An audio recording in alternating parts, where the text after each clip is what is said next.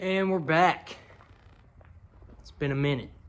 So, last video, we have the angle extended on the Miata. Super stoked with the results on that. We have some serious lock-to-lock added to this thing. So, today, we're gonna work on our stopping power. And I'll show you guys what I got. So, we have picked up some ISR S13 brake lines. The added angle adds sort of a stretch to the stock MX-5 brake lines. I don't want to run the risk of rubbing or tearing a brake line, so I went with the S13 lines. I have a full front and rear kit of brake rotors and pads for this car. It's just OE replacement. I didn't go with any sort of bigger brake pads or anything. Bigger brake kit is super expensive. I don't really have the money for it. And I know it doesn't seem like it, but this is still sort of a budgeted build somewhat. It's kind of slipped away from that a little bit, but it's still a budget build. So we're gonna go ahead and start throwing the brakes on. Let's get into it. Alrighty, we have our tire off. As you can see, maybe in the camera, some spiders have been laying siege, but we had to pull the knuckles off so the brakes are already off of the car. We are going to go ahead and pop on our center cap for our hub. Something I did notice about these brake rotors that kind of cracks me up. They are so freaking tiny. I don't even want to imagine what a big brake kit would look like. So we gotta bend our dust plate back. Bend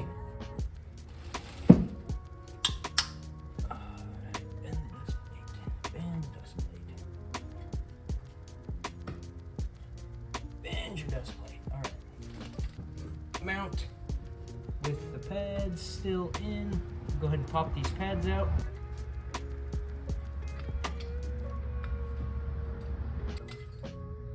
We'll pop our retaining clips out.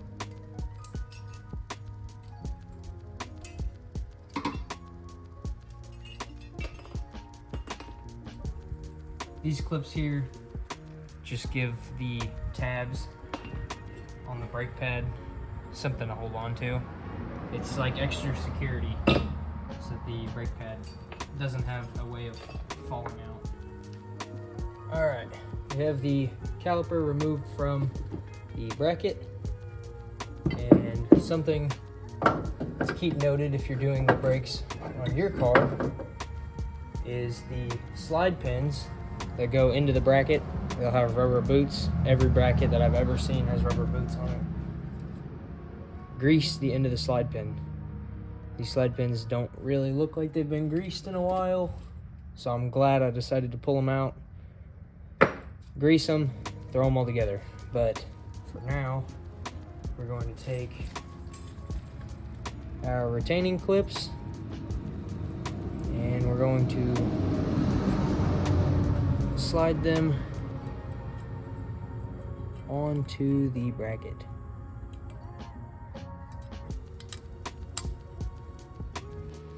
We got the bolts in our bracket started and we tighten down. Now you may notice this hole here in the rotor. That is typically for a retaining screw. It will screw the rotor into the hub and set it. I don't have any of the screws. The kit didn't come with them, so I'm not going to install them. Most shops, if you ever take your car to a shop, they'll replace that, or at least they should. It's like a kind of like an insurance policy is a good way to think about it. But I don't have it, and this is my own personal car, so I'm not too concerned with it. Good and tight. Alright. There we go. She went right in. First try. So we're gonna spray her down.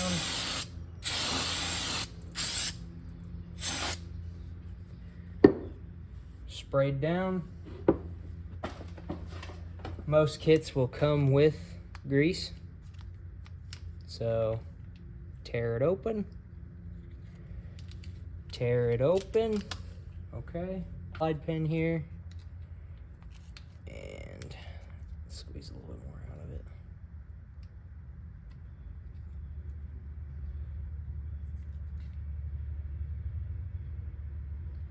That's probably good.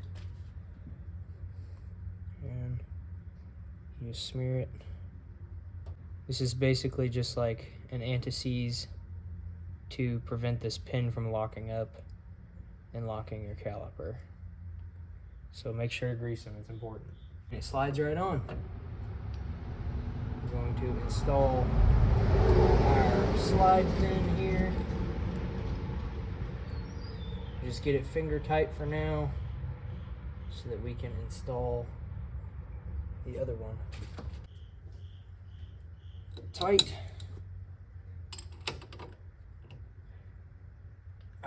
Tight. And that is brakes.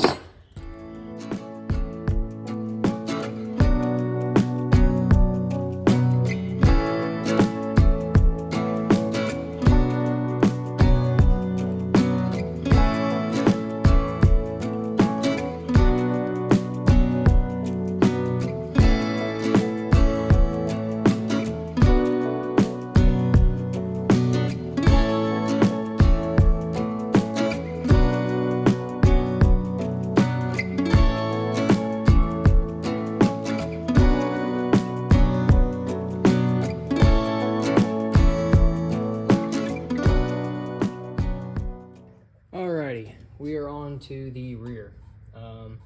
I said I was probably gonna time lapse. I changed my mind. I figured this has got some stuff worthy of showing you guys, walking you guys through it. So this one has a handbrake onto the caliper. So what you're gonna want to do to start with is, I don't know how well you guys will be able to see it. Right there is a 14 mil. We're going to get a socket on there and back it off. To reach. Looks like it is. Alright. Reach was tight.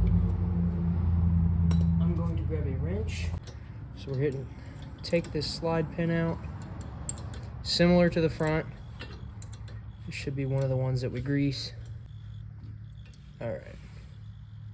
Damn, nobody's greased that at all. It was just one of the non-greasable ones. See, I'm sitting here learning with you guys. Alright, guess we'll just flip it up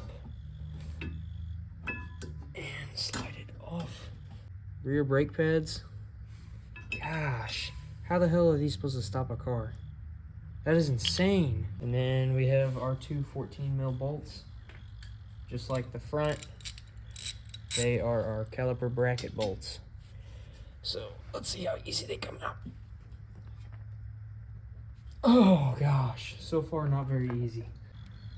I just ask that these things come out. Oh, back. This is when the old me would be getting frustrated. But this is the new me. We're calm and collected over here. Yeah, calm and collected over here, man. Oh my gosh, dude. I just want to change your brakes, man. You obviously need it. To a point where... yeah, watch your hands when you're doing anything with a bolt that's tight. Take our little hammer needle.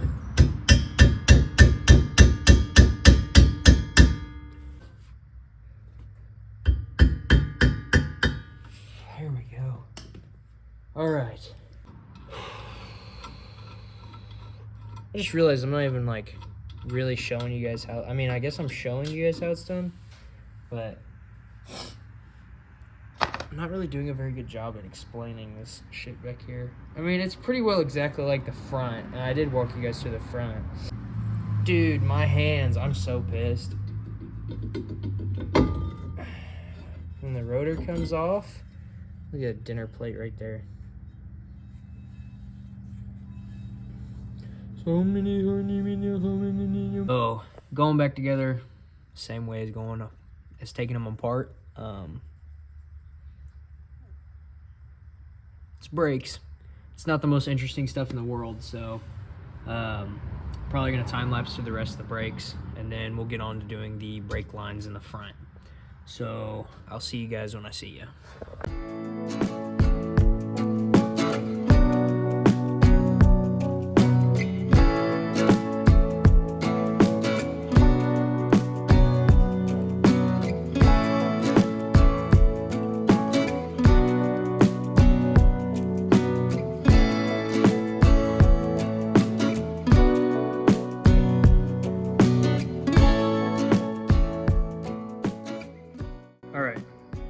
All 4 brakes are done. I'm glad it's over with. Brakes are adjusted and on, and now we gotta do the front brake lines. But I'm gonna go get some food first because I'm kind of hungry. So we'll see you guys in a little bit. All right, the angle's not gonna be the best. We gotta replace this brake line. Oh my gosh, if I could get a light that fit correctly. Shit, son. There's a couple things that you have to do. The main stuff you're removing is you're gonna pull the bleed screw out of the caliper. The line, it's just what's holding the line onto the caliper. This screw up here, unscrew it out of the main line, and then pull this. Oh yeah, it's already starting to fluidate.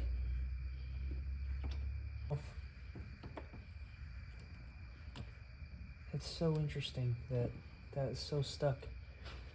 We can get our 10 mil. We're gonna pop this guy loose. Screw him out.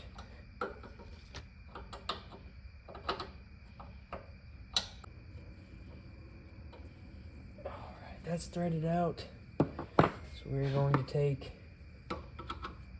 our flathead screwdriver and our needle nose pliers, and we're going to work this guy off of here.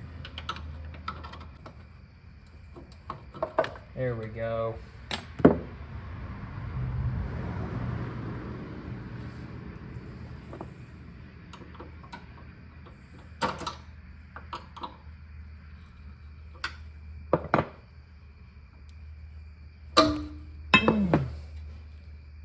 Fucking, that hurt really bad.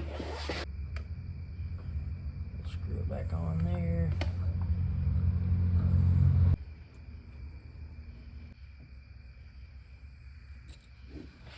Oh yeah, these lines are a lot longer. I'm definitely gonna have to work on fitting them a little bit better. This is just to kind of show you guys the process.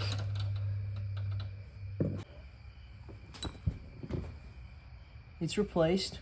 I got some stuff I gotta figure out, but yeah, I just put an S13 brake line on a Miata. I'm gonna work on figuring this out. You guys probably won't see me for the rest of the night, but I'm sure I'll see you tomorrow. So I'll see you in probably a couple in-video seconds. Alrighty. I'm not gonna waste you guys' time for too long, but I figured to wrap up this video since the work on the car is pretty well done, at least for this one, to just kind of sit down and talk with you guys. It's a way I can kind of practice talking to a camera a little bit better. I've been doing this 2 years now, and we hit the goal of 250. I've been super happy about that. Kind of just taking time to reflect. So when I started, I was new. I'm still new to cars. This is my first major project. But when I started, not only was I new to cars, but I thought this whole YouTube thing and posting was gonna be super straightforward and really fast, basically. Like one video and you're there. It's been 2 years. We're at 250. I'm super grateful for that. But I'm definitely learning patience with it. And I think here recently, I've kind of been accepting the patience and the fact that this is a long process. And I'm kind of to the point now where I really don't care if it takes me 10 months, 10 years, but just kind of sitting back and enjoying the process of filming and making videos and being able to work on my project. Look at other projects that I know I can't afford, but I want to buy anyway. I kind of just wanted to thank everyone who watches the videos. It means a lot. I put a lot of time into these between work and then coming to film, and I know content slows down every once in a while, like when my job picks up. I'm still struggling to stay a little bit consistent, but I think for the most part this year I've absolutely crushed the goals that I've set. I told myself over the summer I wanted to upload at least once a week, and there was a couple times where we blew that out of the water and got to the point where, like, a couple weeks this past summer, we were uploading 2-3 videos a week, and that was cool. So I just want to say thank you guys. If you're considering making content, do it. But don't do it if you just want to be famous. Don't do it if you're looking for validation from other people. From my own experience, I can tell you those two things probably will not happen. There's always going to be hateful people online, and I know that now more than ever. I've had some pretty gnarly comments on some of the videos in the past, but do it because you want to do it. That's my biggest motivator. Like, this is what I want to do. Be able to piece videos together, talk to strangers online. I enjoy it in a way. It's fascinating to me. But do it because you want to do it. Do it because you're passionate about either it being your car or making short films about nothing. Do it because you want to do it. Do it because it's your passion. Don't just do it expecting to get big or famous, because you'll lose motivation really fast. So to everybody who's watched, who will be watching, who is currently watching, thank you. It means a ton. You guys give me lots of hope that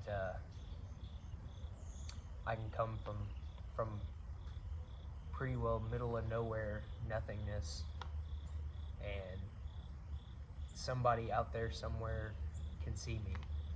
So thank you guys. Go work on your car.